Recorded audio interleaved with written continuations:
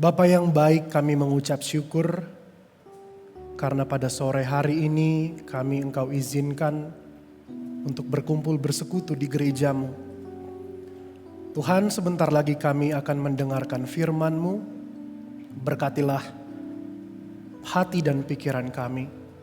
Tuhan juga sertai dan dampingi hamba-Mu ini dalam memberitakan firman-Mu. Terpujilah nama-Mu, di dalam Kristus kami telah berdoa dan mengucap syukur. Amin. Shalom. Semoga suara kami bisa terdengar dengan jelas. Bapak, Ibu, dan saudara-saudari sekalian, sebelum kami memberitakan firman Tuhan, ada baiknya kami perkenalan diri dulu. Nama saya seperti yang mungkin telah tertera di dalam layar LCD masing-masing, calon pendeta Ezra Manulang. Saya tahun ketiga calon pendeta di gereja kita HKBP, dan kita doakan bahwa tahun ini kami akan menerima penahbisan dari kantor pusat HKBP Piaraja Tarutung. Selain itu, saya orang Batak Tulen, bukan orang India atau orang Ambon. Karena ketika kami berkuliah, ada teman yang bilang, mungkin first impression ya. Teman bilang, Ezra, what part of India do you come from? Katanya. I'm not an Indian, I'm an Indonesian, come on. Gitu ya. Lalu berikutnya kita sampai di sini dulu perkenalannya, dan kita bisa buka Alkitab kita melalui kitab atau surat Paulus ke jemaat Filipi pasal 4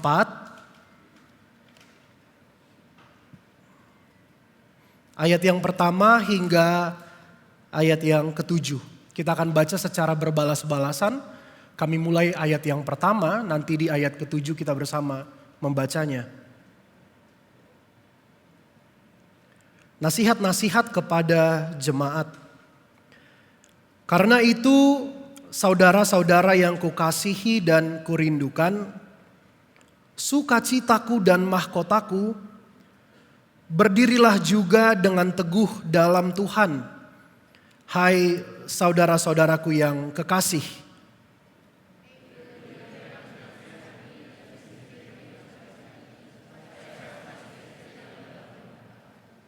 Bahkan ku minta kepadamu juga Sun Sugos, temanku yang setia, tolonglah mereka karena mereka telah berjuang dengan aku dalam pekabaran Injil. Bersama-sama dengan Clemens dan kawan-kawanku sekerja yang lain yang nama-namanya tercantum dalam kitab kehidupan.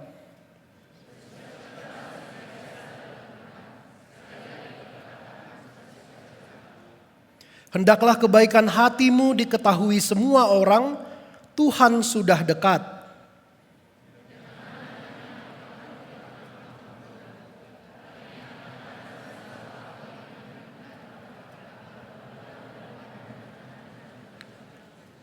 Kita bersama membacanya.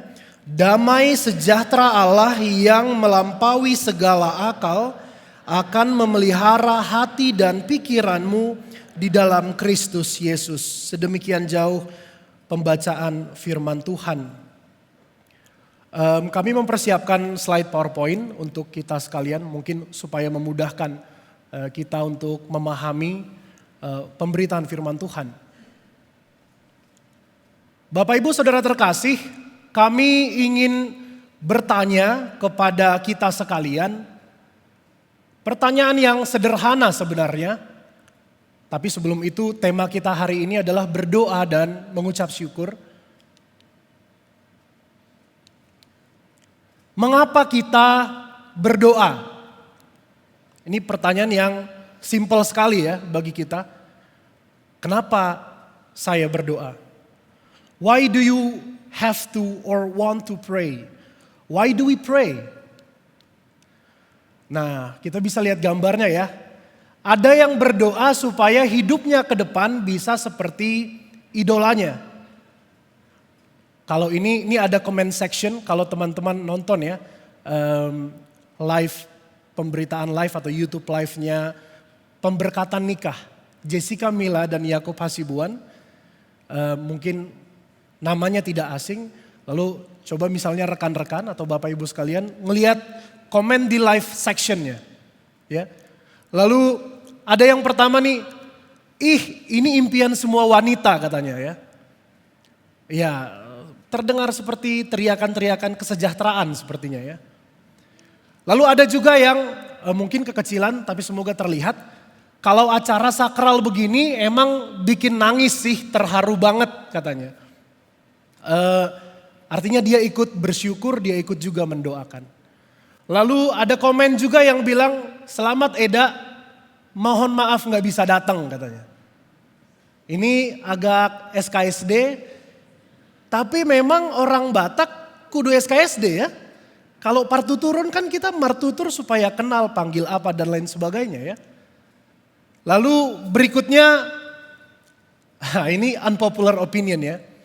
Sanggul Jessica Mila, tren rias pengantin Batak selanjutnya. Jadi gak usah repot-repot katanya. Mungkin yang pada umumnya dia dibayangkan tentang rias pengantin Batak adalah sanggul yang tinggi-tinggi misalnya ya.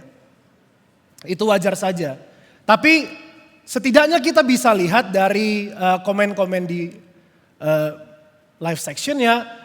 Ada yang berdoa supaya hidupnya kemudian bisa seperti idolanya. Lalu berikutnya, nah ada yang berdoa karena agar impiannya terwujud. Misalnya nonton Coldplay di Indonesia dengan harga murah. Ya, ini juga terdengar seperti teriakan-teriakan kesejahteraan ya. Ini band asal Inggris, lalu sudah datang jauh-jauh dari Eropa. Band yang terkenal yang meningkatkan animo masyarakat, tapi toh ada juga yang berharap supaya bisa nonton murah begitu ya. Perlu dicatat karena kenapa band ini begitu fenomenal begitu ya.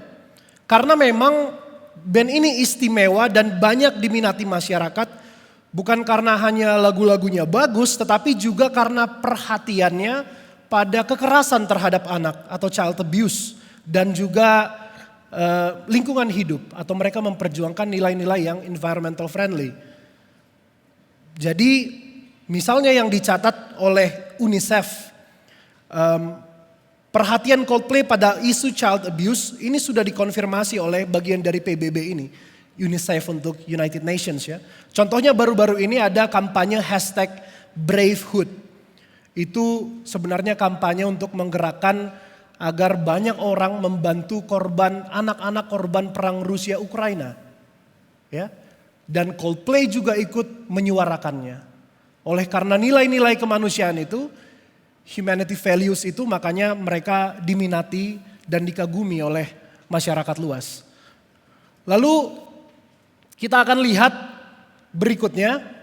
Nah tentu hari ini kita nggak akan banyak bahas soal darah suci atau Coldplay, tetapi kita ingin lihat apa alasan kita berdoa, kenapa doa itu penting, dan bagaimana kita belajar mengenai berdoa dari pengalaman pelayanan Rasul Paulus di jemaat Filipi.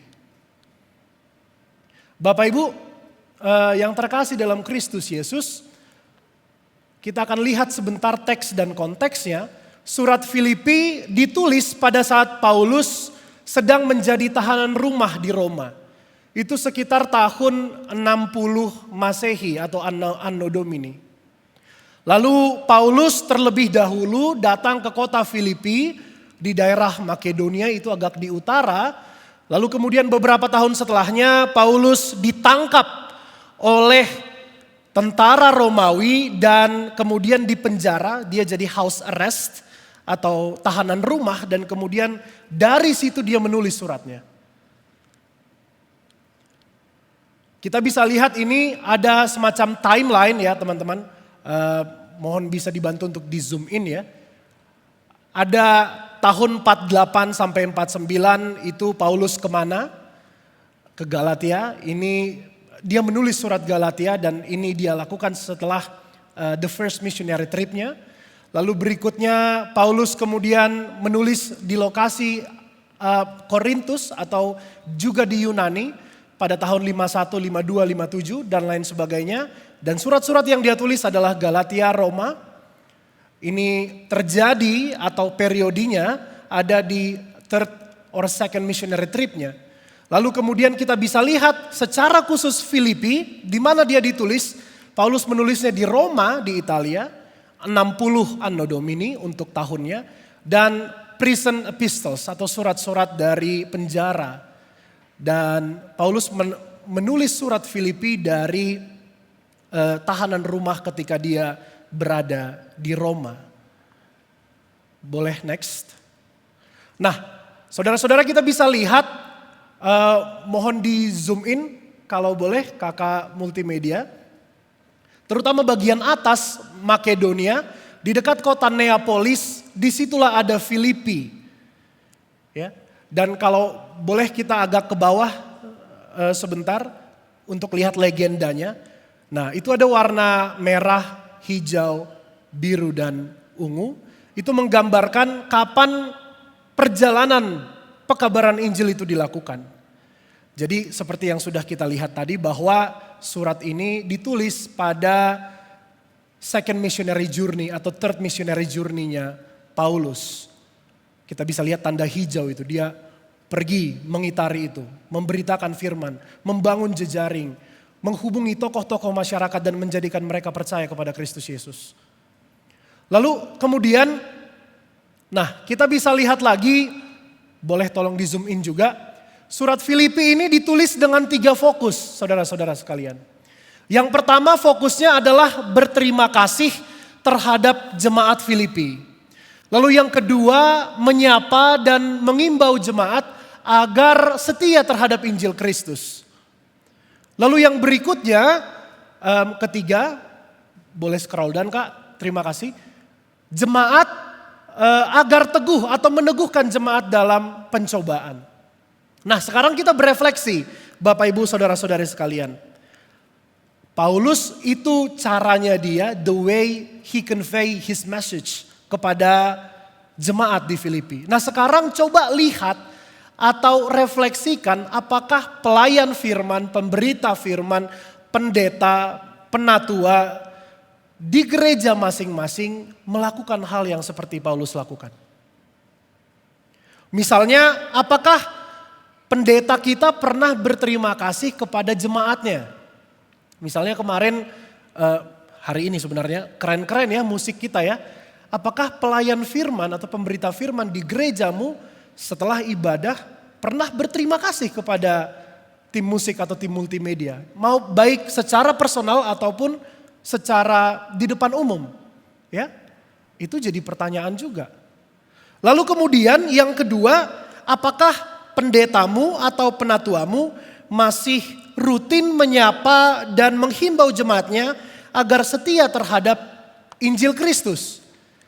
Apakah pelayan-pelayan firman di gereja kita sekalian masih mengingatkan baca kitab suci dan doa tiap hari? Itu juga bagian dari kategori apakah mereka sungguh-sungguh dalam melayani. Lalu berikutnya, apakah kemudian khotbah-khotbah dari pelayan di gerejamu masih memotivasi, memberi semangat, pencerahan, menyegarkan iman, meneguhkan iman jemaat ketika lagi dalam pencobaan? Ini sebenarnya pertanyaan retoris, kita refleksikan saja. Tetapi sekali lagi tidak hanya soal pertanyaan retoris, tapi ini juga otokritik. Terkhusus bagi kami, pemberita firman. Ini tamparan keras juga bagi saya. Saya mengkhotbahkannya, apakah saya bisa melakukannya? Kan begitu sekarang. Lalu berikutnya kita akan masuk, kita breakdown ayat per ayat. Maksudnya apa nih firman hari ini? Kita bisa lihat ayat 1 misalnya. Saudara-saudara yang kukasihi dan kurindukan, sukacitaku dan mahkotaku, berdirilah teguh dalam Tuhan. Bapak Ibu sekalian dan saudara-saudara terkasih, sebenarnya kan kontennya berdirilah teguh ya.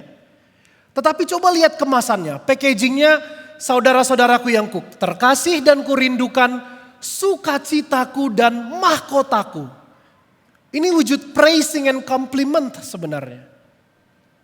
Ya, Paulus di sini sedang memperlihatkan perhatiannya dan kasih sayangnya. Jadi dia nggak sekedar melayani, tetapi kesungguhannya terlihat karena perasaannya terlibat. Di situ poinnya. Lihat gimana caranya Paulus menyapa jemaatnya. Sukacitaku dan mahkotaku. Jadi terkadang mungkin kita juga dalam pelayanan ya. Kalau ngedirect orang, kontennya boleh tetap tolong dong ambilin minum gua gitu misalnya ya. Tapi kemasannya yang bagus lah ya. Yang santun lah, yang sopan lah. Begitu dia. Jangan langsung ngedirect orang aja. Perhatikan juga perasaannya. Kita nggak tahu para pelayan ini dari latar belakang perasaan stres dan masalah apa aja ya datang ke gereja kan. Suatu saat mereka bergejolak bagaimana. Nah itu yang dilihat oleh Paulus. Ya. Lalu kemudian ayat yang berikutnya 2 dan 3. Ewodia, Sintike, kalian kunasihati, Sunsugos, tolonglah mereka, Clemens dan kawan-kawanku sekerja yang lain. Lihat gimana cara Paulus merawat pertemanan ya. Merawat jejaringnya. Ada etika kolegialitas yang tinggi. Ada kerinduan akan persekutuan yang mesra antar sesama pelayan, antar sesama pemberita firman Tuhan, atau kepada orang-orang yang membantu perluasan pekabaran Injil dimanapun Paulus berada. Secara khusus kita bisa lihat misalnya di jemaat Filipi. Paulus mau bilang setiap orang tuh punya kelemahan. Lalu ngapain kamu pertajam kelemahan orang lain? Orang kamu juga punya kelemahan. Yang saling melengkapi lah. Saling menolong lah. Itu penekanan Rasul Paulus. Mending kita hindari konflik yang gak perlu. Mari kita rawat persahabatan kita dalam pelayanan. Saling mengisi, saling memberi. Pas lo gak bisa, gue yang cover. Gak apa-apa. Lo cepat sehat ya kalau misalnya lagi sakit. Pas gue gak bisa, gue minta tolong sama lo supaya lo urusin pelayanan. Nanti kemudian kita switch ya. Misalnya begitu. Kalau misalnya dalam pelayanan juga ada yang kurang-kurang, ya dievaluasi dengan baik. Ngobrol bareng, rembuk, pakai cara-cara dan bahasa-bahasa yang santun juga. Kalau misalnya kamu juga lagi males-malesan, ya gue siap motivate lu, gak apa-apa. Kalau pelayanan juga misalnya ya, wah lu kemarin keren banget boy main drumnya, lu lagi on fire ya, keren-keren. Apa salahnya mengapresiasi? Ya diapresiasi orang bertindak dan berpelayanan dengan bagus. Dan itu yang diinginkan Paulus juga. Kalaupun sekiranya ada konflik antara Euodia dan Sintike, mereka tokoh perempuan ternama di Filipi, berbeda pendapat, mungkin mereka juga penyedia finansial pelayanan Paulus, tetapi dibicarakan, dirembuk dengan baik, saling melengkapi dan tolong menolong. Itu yang diinginkan oleh Paulus terjadi di jemaatnya di Filipi. Lalu kemudian kita bisa lihat di ayat 4 ya. Bersukacitalah senantiasa di dalam Tuhan. Sekali lagi ku katakan bersukacitalah. Paulus menyerukan ini sebagai model sukacita yang kekal atau long term happiness and enjoyment yang bisa diraih hanya di dalam Tuhan.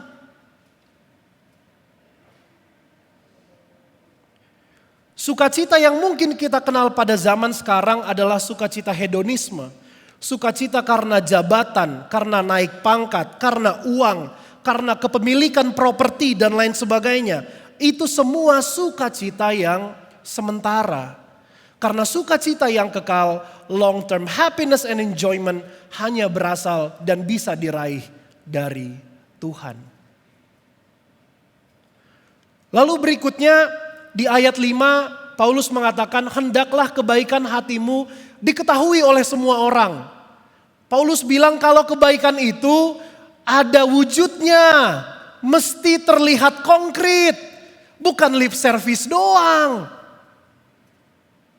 Itu pesannya. Lalu kemudian di ayat 6 kita bisa lihat, jangan khawatir, berdoalah, sampaikan permohonanmu dalam doa dan pengharapan kepada Tuhan. Lalu damai sejahtera Allah akan memelihara hati dan pikiranmu. Apa maksud Paulus di sini? Paulus mau tekankan, gak usah overthink, jangan khawatir. Berdoalah, bermohonlah, datanglah kepada Tuhan. Karena ketika kamu mengungkapkan seluruh perasaanmu kepada Tuhan, mimpi-mimpimu dan harapanmu kepada Tuhan, kau akan diteguhkan.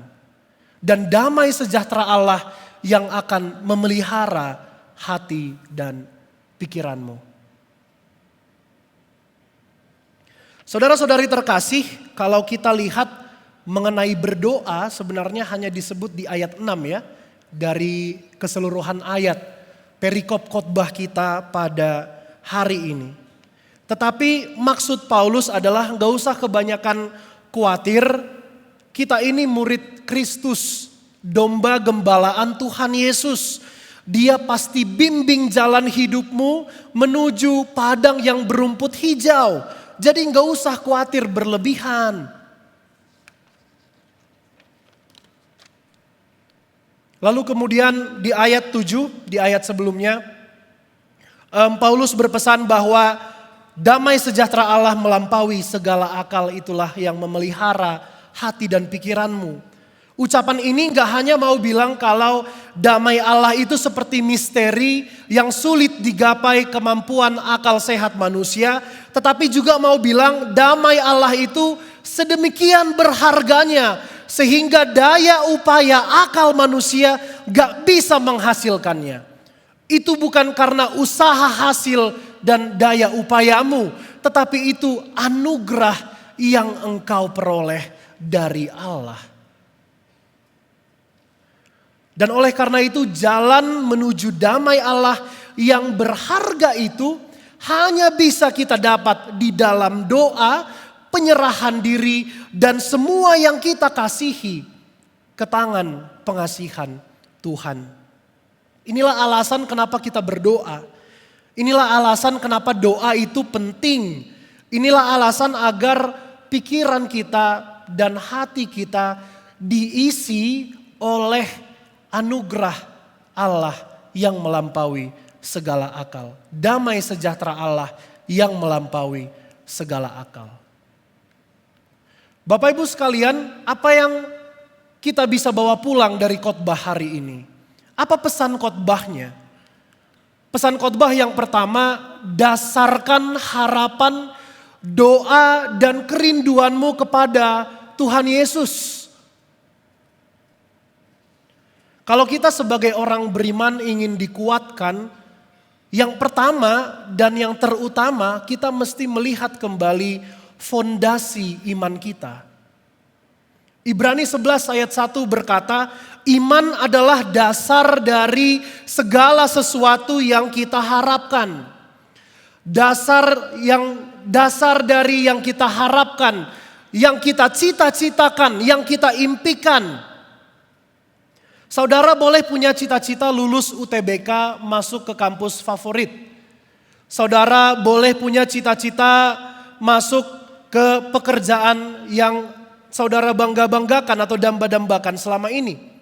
Saudara boleh punya cita-cita atau punya impian dapat LPDP dan bisa study abroad.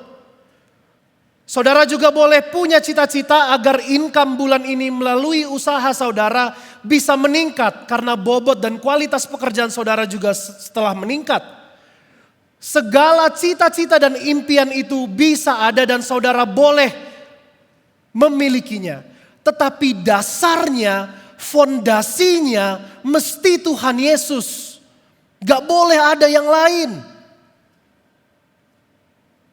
Dan karena itu tempatkanlah Kristus menjadi fondasi dari harapan-harapan saudara. Kolose 3 ayat 17 berkata, dan segala sesuatu yang kamu lakukan dengan perkataan ataupun perbuatan, lakukanlah itu semuanya di dalam nama Tuhan Yesus, sambil mengucap syukur oleh Dia kepada Allah Bapa kita. Saudara mau berangkat kerja, selalu ucap dalam nama Tuhan Yesus. Saudara mau ketemu klien, deal bisnis hari ini, besar-besaran jumlahnya. Saudara bisa ucap dalam nama Tuhan Yesus, supaya Tuhan lancarkan. Saudara juga misalnya mau menghadapi ujian atau ulangan di sekolah. Katakan dalam nama Tuhan Yesus. Saudara mau rapat di gereja, lalu saudara punya usul dan pikiran. Agar rapatnya berjalan dengan lancar dan usul pikiran saudara bisa diterima, ucapkan sebelum mengucap usul dalam nama Tuhan Yesus. Tuhan Yesus yang mesti jadi fondasinya. Supaya apa kita buat Kristus jadi fondasi doa, kerja dan pelayanan kita? Supaya damai sejahtera Allah yang melampaui segala akal, itu yang menjaga hati dan pikiranmu. Seperti sabda Tuhan pada Amsal 4 ayat 23, jagalah hatimu dengan segala kewaspadaan, karena dari situlah terpancar kehidupan. Dasarkan harapan, doa dan kerinduanmu pada Tuhan Yesus, agar Dia yang mengisi hari-harimu dan membekali keseharianmu. Poin berikutnya, pesan khotbah yang berikutnya, jangan khawatir. Terlepas dari berbagai keterbatasan, kelemahanmu, berikan dirimu dibentuk, disempurnakan oleh Tuhan. Ada satu lagu rohani, sebenarnya sudah banyak versi yang di cover ya, tapi versi cover favorit saya itu dari Bang Andi Ambarita ya. Bapa, Engkau mengenalku lebih dari siapapun. Ya, itu seperti suara personal kita ngobrol sama Tuhan ya, lagu itu ya. Dan itu juga favorit saya, dan kalau saudara juga punya kelemahan keterbatasan, tidak usah khawatir, tidak usah berkecil hati.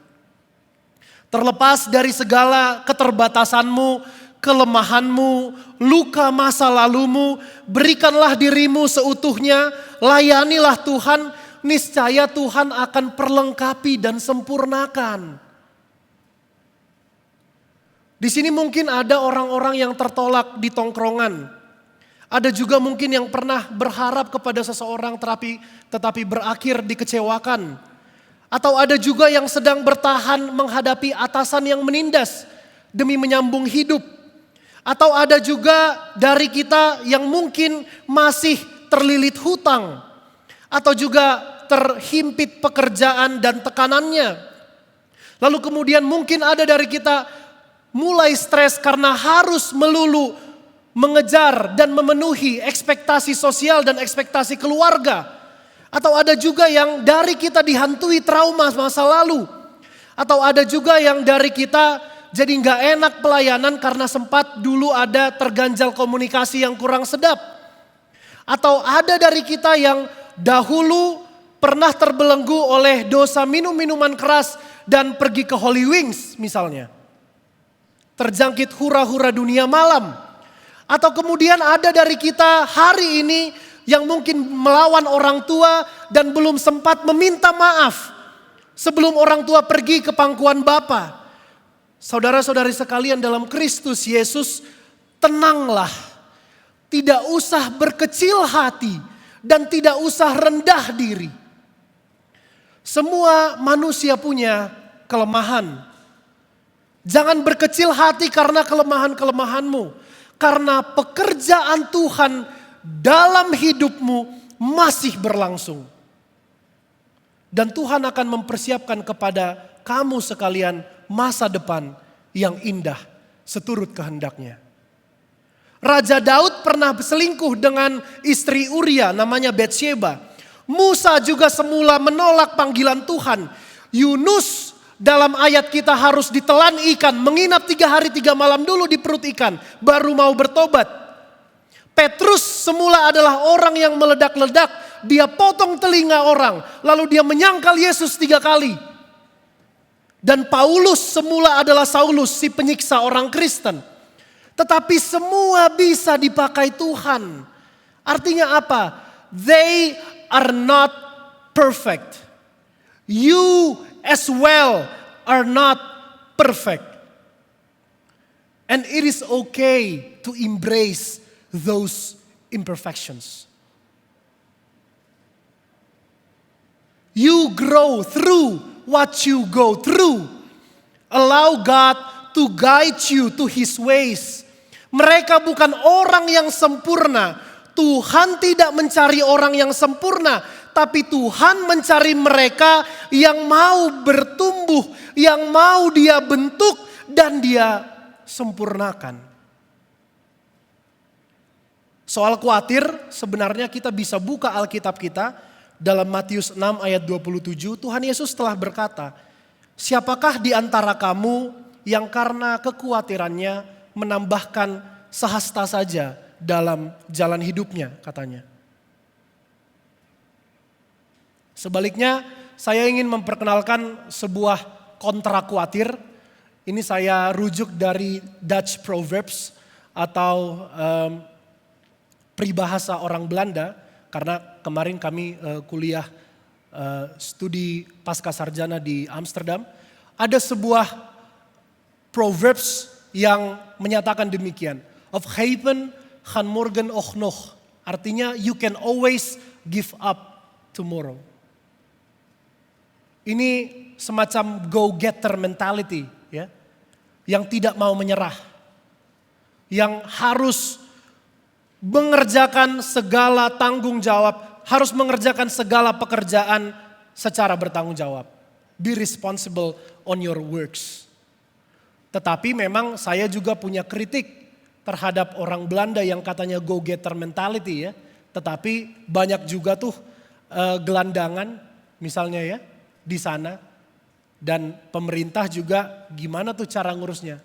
Sehingga kita bisa melihat secara lebih proporsional. Ada yang baik yang bisa kita petik, tetapi yang kurang baik ya toh kita harus kritisi misalnya. Ini berarti keep on trying without giving up or making a fuss or excuses. Lalu kemudian Bapak Ibu Saudara-saudari yang terkasih, izinkan saya juga nge-share soal film-film favorit saya, ya. Yang pertama itu Habibie dan Ainun, ya. Cinta kita melukiskan. Iya udah dijawab, ya, sejarah, ya. Tapi ini bercerita soal kerja keras dan go-getter mentality. Ya, saudara-saudara. Saya juga terinspirasi untuk study abroad melalui film Habibie dan Ainun. Itu di tahun 2017. Dan kemudian ada The Greatest Showman. Ini juga banyak mendapat penghargaan, ya, saudara-saudara. Apa lagu yang sering dinyanyikan, ya? Never enough, never, never gitu, ya. Itu dari film ini. Dan kalau kita tonton perjalanan hidup Hugh Jackman di sini sebagai pemain sirkus, dia mengumpulkan orang-orang yang mempunyai kebutuhan khusus, keunikan. Ada yang tangannya 2 dan lain sebagainya. Yang dikucilkan dari masyarakat tetapi kemudian bisa jadi showman and showwomen gitu, ya. Bisa menghibur, membuat senang, menambah kebahagiaan orang banyak. Lalu berikutnya ada Whiplash. Whiplash ini cerita seorang drummer jazz, ya, yang dia bersama dosennya memiliki hubungan yang semula baik tapi kemudian retak. Begitu, ya. Karena dia tidak diizinkan untuk main di kompetisi jazz paling unggul di Amerika. Hanya karena salah ketukan atau enggak peka sama tempo misalnya. Memang dari ketiga film ini tidak ada yang secara langsung obviously menggambarkan Kristus sebagai dasarnya, tidak. Tetapi toh kita bisa belajar soal kerja keras dari film-film ini. Kita bisa toh belajar soal go-getter mentality dari film-film ini. Sehingga kami juga tidak ragu untuk menyarankannya kepada kita sekalian. Dan pesan khotbah yang ketiga dan juga yang terakhir, jadilah pribadi yang bersahabat dan buatlah circle pelayananmu menjadi akrab dan menjadi hangat. Euodia, Sintike, Sunsugos, Clemens adalah rekan sepelayanan Paulus. Para pembantu Paulus memberitakan, mengabarkan Injil. Visi mereka sama untuk melayani. Tetapi mungkin cara mereka dan pikiran mereka berbeda-beda. Sehingga perbedaan mungkin semakin tajam dan berujung pada saling melemahkan. Ini yang gak baik. Makanya Paulus menyapa dengan bersahabat. Saudara-saudaraku yang terkasih mahkotaku, sehati sepikirlah engkau sekalian dan saling tolong menolong. Ada seorang rekan pernah bercerita, dia semula atau beberapa tahun yang lalu bekerja di daerah Senayan. Dan pada waktu itu kantornya ada acara pembekalan, lalu kemudian diundang seorang psikolog untuk membekali mereka. Dan dia share ke saya apa pernyataan psikolog ini yang begitu mengena di hatinya. Pernyataannya demikian. Angkatlah kelebihan-kelebihan anak buahmu, apresiasi dia secara pribadi atau di depan umum, bersikaplah setara, jangan malah angkat kelemahan-kelemahannya. Ini kunci dari teamwork yang baik dan efektif, membuat suasana nyaman dan suportif di lingkungan kantor. Dan saya rasa ucapan seorang psikolog ini menginspirasi saya juga, tetapi saya rasa dia juga terinspirasi dari cara Tuhan Yesus, bagaimana Tuhan Yesus memelihara circle murid-muridnya. Memang ya tidak bisa dipungkiri ya, dari 12 murid ada satu yang akhirnya berkhianat dan bunuh diri. Padahal dia, ke-12 orang itu sudah secara langsung menyaksikan tutur kata dan karya Yesus. Tetapi toh ada yang membelok dan tidak seturut dengan jalan Yesus. Itu sebuah realita juga bagi kita. Bahwa hidup kita sebagai orang Kristen tidak lepas dari segala tantangan dan cobaan. Bahkan Tuhan Yesus Kristus menghadapi pencobaan.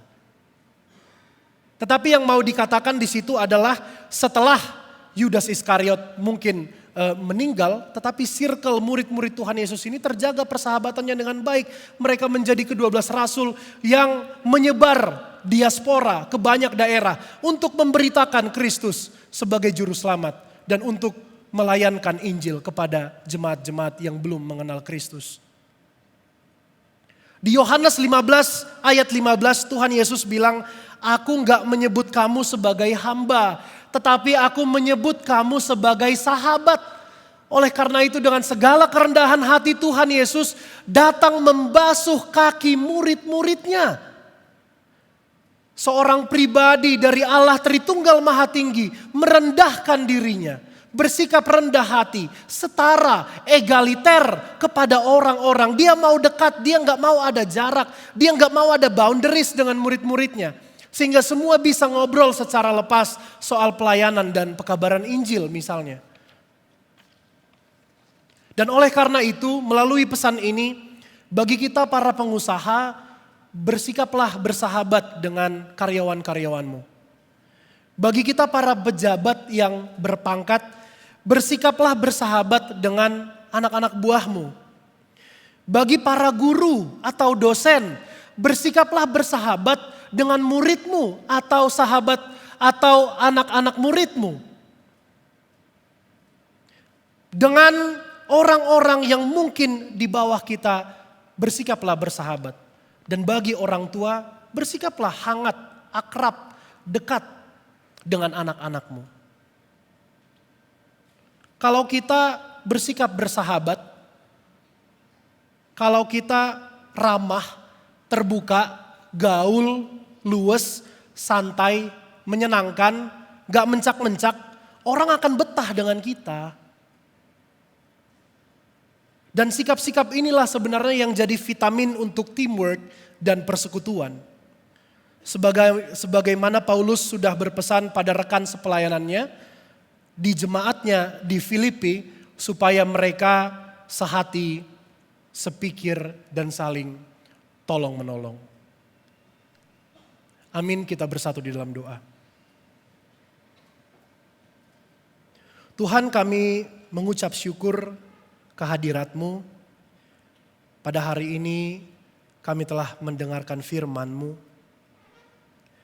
Tuhan, kiranya Engkau yang menanamkan benih firman itu dalam hati kami, agar dapat berakar, bertumbuh, dan berbuah, terlihat kepada orang dari luar diri kami dengan jelas ya Tuhan, bahwa kami adalah orang-orang percaya kepada Yesus Kristus melalui perbuatan kami, tutur kata kami, atau karya-karya kami. Tuhan, kami mengucap syukur karena Engkau telah mengingatkan kami sekalian melalui hamba-Mu Paulus ya Tuhan, yang berpesan kepada jemaat di Filipi, agar sekiranya orang-orang yang punya niat dalam melayani, membantu pekerjaan pekabaran Injil dimanapun mereka berada, dapat menjadi sehati sepikir, merawat kehangatan pertemanan, persahabatan, dan juga saling mengisi dan saling melengkapi. Tuhan, terima kasih atas berkat firman-Mu kepada kami. Pada saat ini Tuhan, kami juga ingin bawakan dalam doa dan permohonan kami orang-orang jemaat yang sedang dalam keadaan kurang enak badan, atau mereka sedang sakit ya Tuhan, yaitu jemaat-Mu HKBP Tebet, Inang Agustina Borusianturi, Amang Sintualam Tiur, Inang Sintualam Tiur Boru Gultom, Amang Richard Posma Siahaan, Ega Philips Pardosi, Nyonya Marintan Situmorang Boru Pardosi, Bapak Ramlan Gultom, Nyonya Sintua Sianturi Boru Nenggolan, Inang Rita Boru Sijabat, Jepanya Marbun, Nyonya M Napitupulu Boru Huta Julu, Nyonya Erika El Sinaga Boru Sihombing, Bapak Jorang Siagian, baik mereka yang dirawat di rumah ya Tuhan, ataupun mereka yang sedang terkapar di rumah sakit, atau bagi mereka yang juga nama-namanya tidak bisa kami sebut pada saat ini ya Tuhan, Engkaulah yang kiranya menolong mereka, menyembuhkan mereka, dan membuang segala sakit penyakit dari tubuh mereka ya Tuhan. Berkati obat-obatan yang mereka konsumsi, Engkau juga sertai dan berkati tim medis yang berperan dalam pemulihan mereka. Supaya di kemudian hari Tuhan, saudara-saudara yang kami kasihi ini dapat bersama-sama kembali bersama dengan kami di gereja-Mu, bersekutu, memuji dan memuliakan nama-Mu. Tuhan, kami juga mengucap syukur Engkau telah mengajari kami untuk berdoa ya Tuhan, agar sekiranya kami dapat memelihara hati dan pikiran kami sesuai dengan kehendak-Mu, dan agar sekiranya kami dapat memperoleh damai sejahtera Allah yang melampaui segala akal. Tuhan, berikutnya kami ingin bawakan dalam doa bagi kami sekalian ya Tuhan dalam pergumulan pekerjaan. Tuhan yang tahu isi hati kami dan Tuhan yang mengenal kami. Kiranya Engkau yang membantu kami Tuhan, menyertai setiap langkah kehidupan kami ya Tuhan. Dari mulai hari Senin sampai hari Jumat kami bergumul di dalam pekerjaan kami, memperjuangkan bekal yang terbaik untuk keluarga dan dapur kami. Engkau yang kiranya berkati pekerjaan kami ya Tuhan. Berikan setiap kami kekuatan, kesehatan untuk bekerja sehari-hari dan sekaligus untuk melakukan hal-hal yang seturut dengan kehendak-Mu dalam pekerjaan kami. Tuhan, kami juga membawakan di dalam doa bagi anak-anak-Mu yang sekarang bergumul untuk masuk ke dalam kampus-kampus impiannya, sedang bergumul, telah melalui ujian UTBK. Tuhan yang kiranya tenangkan hati dan pikiran mereka. Tuhan berkati segala persiapan mereka, agar kemudian Tuhan bawa mereka menggapai cita-citanya ya Tuhan. Kami juga mengetahui ya Tuhan, saudara-saudara yang kami kasihi, orang-orang yang sedang bergumul mencari pekerjaan. Tuhan yang kiranya pertemukan orang-orang ini ke dalam pekerjaan yang dia damba-dambakan, yang seturut dengan kehendak-Mu. Tuhan, kami juga membawa dalam doa orang-orang yang sedang bergumul mencari pendamping hidup, jodoh, penolong yang sepadan bagi hidupnya di masa yang akan datang. Tuhan, tenangkan hati dan pikiran mereka. Berikan mereka kesabaran dan keteguhan hati ya Tuhan. Dan kiranya perlahan-lahan Engkau pertemukan mereka dengan orang-orang, anak-anak Tuhan yang seturut dengan kehendak-Mu. Yang bersedia memberi versi terbaiknya dalam hidupnya untuk memuliakan dan memuji nama-Mu. Tuhan, kami juga mengingat bahwa kami adalah orang-orang yang tidak luput dari cacat, celah dan dosa. Kami adalah orang-orang yang datang dengan segala kelemahan keterbatasan kami. Tuhanlah yang kiranya menghapuskan dosa dan pelanggaran kami ya Tuhan. Pakai setiap kami ya Tuhan. Bentuk setiap kami ya Tuhan bagi bejana-Mu. Agar kemudian kami bisa berjalan di jalan-Mu. Menjadi orang yang Engkau perlengkapi dan sempurnakan di dalam hidup kami masing-masing. Terima kasih ya Tuhan, terima kasih. Sempurnakanlah doa yang tidak sempurna ini Tuhan. Kami telah berdoa dan bermohon kepadamu di dalam nama Yesus Kristus, Juru Selamat kami yang hidup. Amin.